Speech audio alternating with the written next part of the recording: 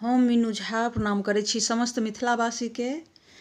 आइ हम जितियाके सम्पूर्ण कथा लऽ कऽ उपस्थित छी। आशा करै छी अहाँ सबके नीक लागत। सब गोटेके जितियाके बहुत बहुत शुभकामना। धन्यवाद। जय मिथिला, जय मैथिली। एक दिन कैलाशक अति रमणीय शिखर पर बैसि पार्वती शंकर जी सँ प्रश्न कयलनि जे कोन व्रत व तपस्या छैक जकरा कयलासँ सौभाग्यवती स्त्रीक संतान जीवित रहतैक। तकर उत्तर शंकर जी देलनि, आश्विन कृष्ण अष्टमी तिथिक यदि स्त्रीगण लोकनि पुत्रक कामनासँ शालिवाहन राजाक पुत्र जिमुतवाहनक कुशक प्रतिमा बना कलशक जलमे स्थापना कय तकरा खूब सुसज्जित कऽ नजदीकमे एकटा खाधि खूनि पोखरिक निर्माण कऽ ओकर मोहार पर एक गोट पाकरिक ठाढ़ि रोपि ठाढ़िक ऊपरमे गोबर माटिक चिल्होरीक निर्माण कऽ राखथि आ नीचाँमे गिदरनीक आकृति बनाय राखि देथि। दुनूक माथ पर सिन्दूर पिठार लगाय फूल मालासँ युक्त भऽ धूप दीप नैवेद्य लऽ बाँसक पात पर पूजा कयलासँ पुत्रक जतेक जे ग्रह चक्र रहैत अछि ताहिसँ मुक्ति भेटैत छैक आ ओकर वंशक वृद्धि होइत छैक, संग संग सब मनोरथ पूरा होइत छैक। एहि पृथ्वी पर समुद्रक किनार पर नर्मदाक किनार पर दक्षिण दिशामे कनकावती नामक एकटा गाम अछि जाहि ठाम सब तरहक सेनासँ सुसज्जित मलयकेतु नामक राजा राज करैत छलाह। हुनके राज्यमे बाहुलूटा नामक मरुभूमि छैक जकरा नीचे बाटे नर्मदा नदी बहैत छथि। ओकरे किनार पर एक गोट अति विशाल पाकरिक गाछ छल। ओहि पाकरिक गाछक धोधरिमे एकटा गिदरनी निवास करैत छलीह आ ठाढ़ि पर एक गोट चिल्होरनी निवास करैत छलीह। दुनूमे एक संग निवास बहुत दिन करबाक कारणे बड़ गाढ़ दोस्ती छल। ओहि नगरक निवास कयनिहारिणी महिला लोकनि ओहि गाछ लग आबि आश्विन कृष्ण अष्टमी तिथिक जिमुतवाहनक पूजा कऽ कथावाचक सँ कथा सुनि अपन अपन घर गेलीह। गिदरनी आ चिल्होरनी सेहो व्रत केने छलीह। ओहो लोकनि घर गेलीह। ओहि दिन संध्या समयमे ओहि नगरक जे नामी सेठ तकर एकमात्र पुत्रक मृत्यु भऽ गेलै। ओकर परिजन नर्मदा कातमे आबि संस्कार दऽ घर जाइत गेलाह। ओहि अष्टमीक रातिमे टपाटप मेघ लागल छल, हाथ नहि सूझे। ओहि भयंकर अन्हारमे कखनो कखनो बिजलौका लगैत छलैक जकर इजोतमे ओहि मृतक मांस देख दिन भरिक जे उपासल गिदरनी तिनका धैर्य नहि राखल गेलनि। ओ गाछ पर जे निवास कयने रहथि चिल्होरनी तिनकासँ प्रश्न कयलनि कि हे बहिना, जागल छ? अनेक बेर गिदरनी द्वारा जिज्ञासा कयला पर चिल्हो सोचल जे हिनका उत्तर नहि दियनि, अपनाके निद्राक वशीभूत कऽ लेबाक चाही। तहन फेर गिदरनी जिज्ञासा पर चिल्हो कोनो जवाब नहि देलनि। तहन गिदरनी सोचलनि बहिना शायद सूति रहलीह। कएक बेर गिदरनी द्वारा जिज्ञासा कयला पर जवाब नहि भेटला पर ओ अपन धोधरिसँ निकलि नदी किनार पर जा ओहि ठामसँ अपन मुँहमे पानि आनि चिताक जे अग्नि तकरा मिझाओल।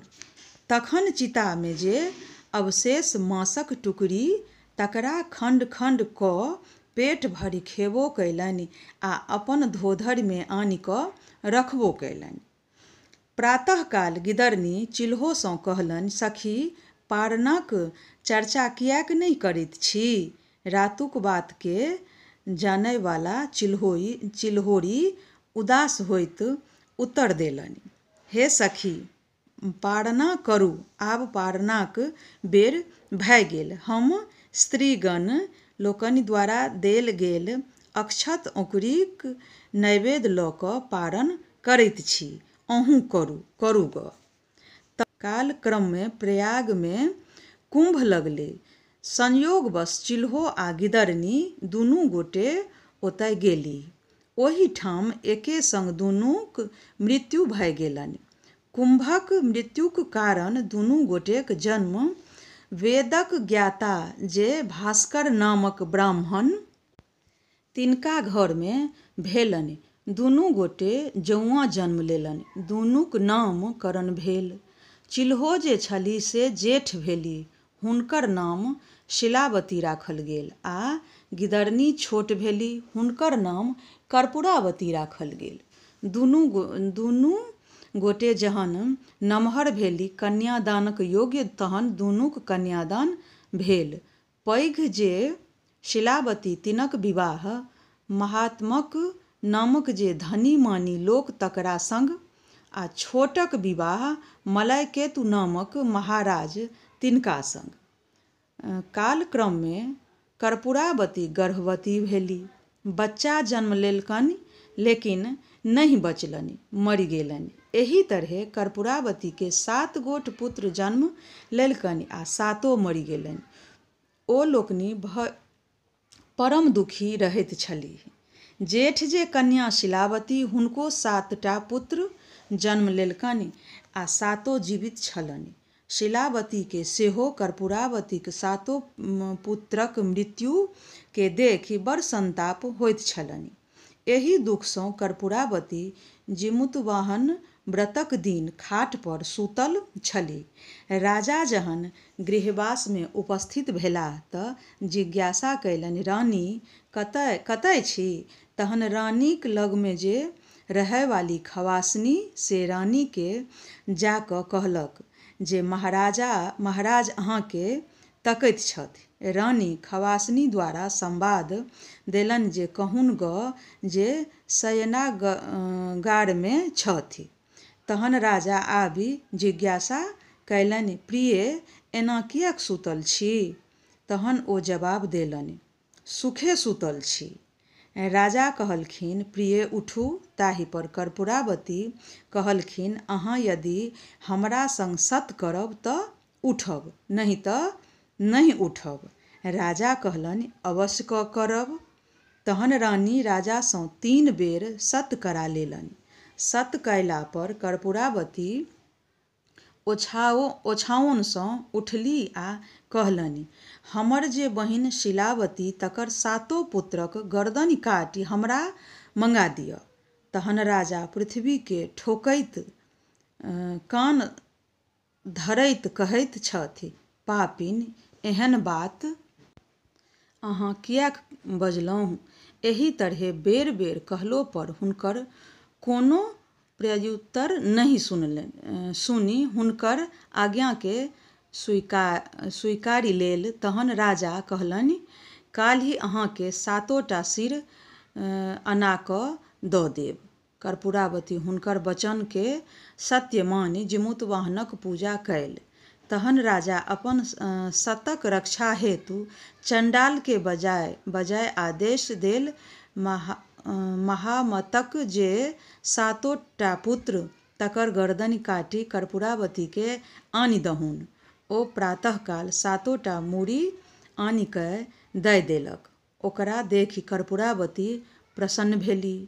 कर्पूरावती ओ 7 मूड़ीके 7 गो डालीमे पियर कपड़ामे बान्हि 7 पुतहुक पारणा लेल शिलावतीक ओतय पठा देलनि। शिलावती द्वारा निष्ठापूर्वक जिमूतवाहनक पूजाक कारणे ओ 7 डाली महक जे मुंडक से तारक फल भऽ गेल, आ 7 बालक जीवित भऽ गेलाह। ओ 7 अपन घोड़ा पर चढ़ि अपन घर अयलाह सातो भाई स्नान ध्यान कऽ अपन अपन पत्नी लग पहुँचलाह तऽ सातो पुतहु अपन अपन स्वामी के मौसी द्वारा पठाओल तारक फल देखाय देलक आ कहलक जे अहाँक मौसी पारना लेल पठौलनि अछि। ओम्हर कर्पूरावती शिलावतीक सातो पुत्र बधक शोकाकुल कानब सुनक जे आनन्द तकर प्रतीक्षा में बैसल छलीह। जहन कानब नहीं सुनलनि तखन जिज्ञासा लेल पुनः दासी के पठाओल। दासी ओही ठाम सँ आबि सब समाचार सुनेलक। समाचार बूझि अति दुखी भेलीह।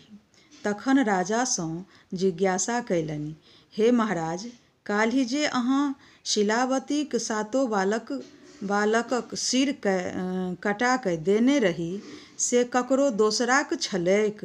राजा उत्तर देल, प्रिय, अहाँक सोझामे ओ सातो मुण्ड राखल छल, तखन एहन प्रश्न किएक करै छी? रानी ताहि पर कहलनि, हमहूँ ओकरा सभकेँ देखलियै तऽ आश्चर्य भेल। ओ सब पुनः कोना जीवित भेल?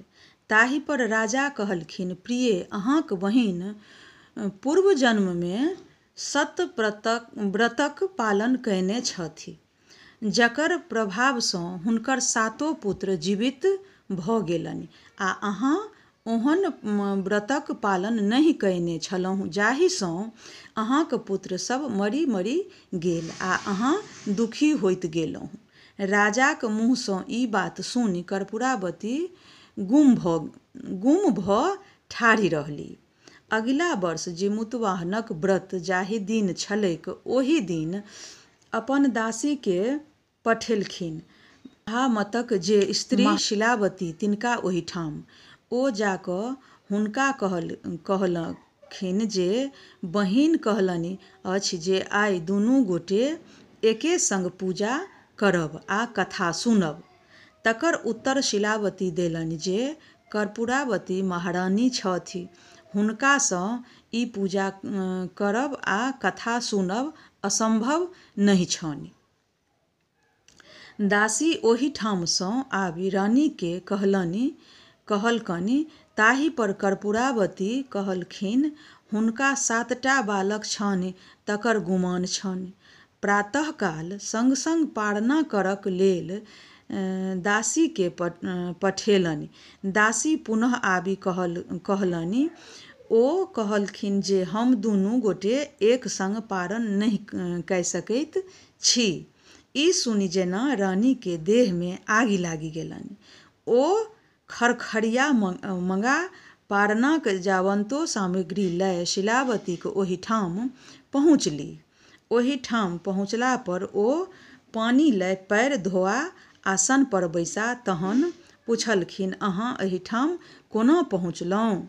तकर उत्तर कर्पूरावती देलनि, हम अहाँ संग मिलि कऽ पारना करब।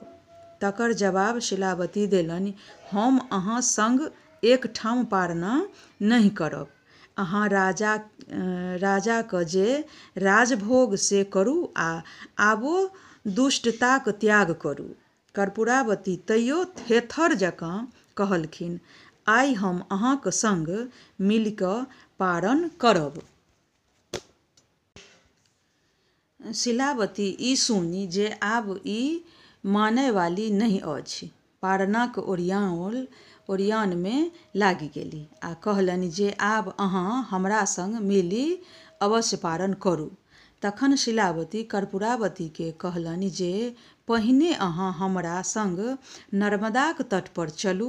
दुनू गोटे ओही ठाम सँ जा नर्मदा में स्नान कयलनि। स्नानोपरांत शिलावती कर्पूरावती सँ प्रश्न केलनि कि अहाँ के पूर्व जन्मक बात किछु स्मरण अछि? कर्पूरावती नहि कहलनि।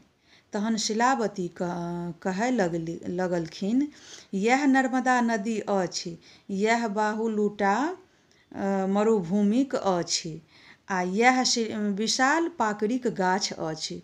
पूर्व जन्म में हम चिल्होरी छलहुँ आ अहाँ गिदरनी। एहि पाकड़िक धोधरि में अहाँ निवास करैत छलहुँ आ डाढ़ि पर हम एही ठामक नगर निवासिनी महिला लोकनिक जीमूतवाहनक व्रत कयने छलीह।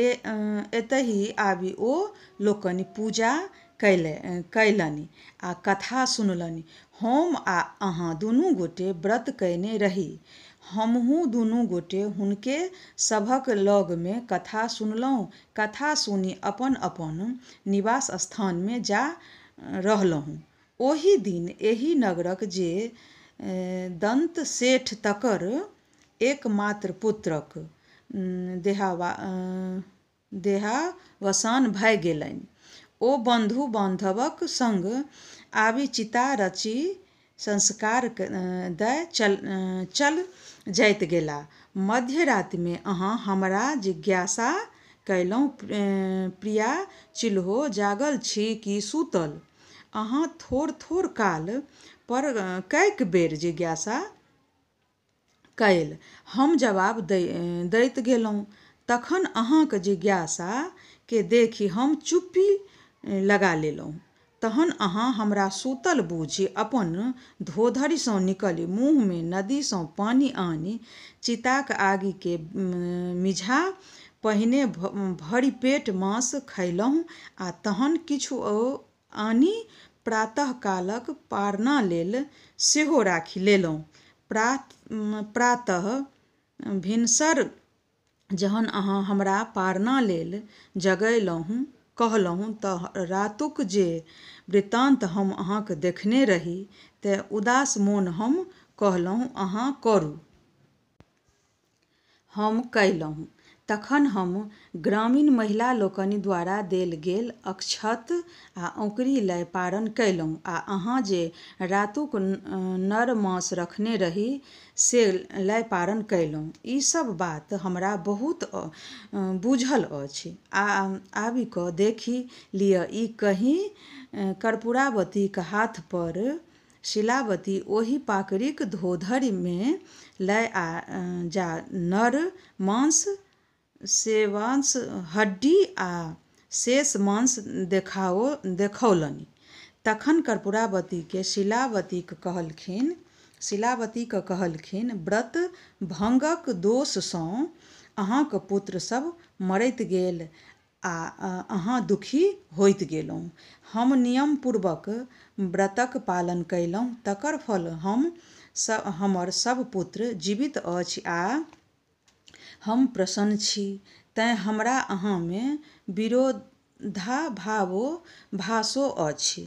कर्पूरावती पूर्व जन्मक वृत्तान्त शिलावतीसँ सुनि ओही ठाम अपन शरीर त्याग कऽ देलनि। शिलावती ओही ठामसँ घुमि घर अयलीह। राजा अपन पत्नीक श्राद्ध कर्म कऽ निश्चिन्त भऽ राज चलाबय लगलाह। ओही जीमूतवाहनक पूजा आइ तक मृत्यु भुवनमे लोक अपन संतानक दीर्घायुक कामनासँ करैत आबि रहल छथि। एहि व्रतके नियम अनुसार करबैवाली सब तरहेँ भरल पूरल रहैत छथि। ई कथा सुनि कर्पूरक दीप जरा आरती कऽ पूजित देवताक विसर्जन करा दियनि। धन्यवाद।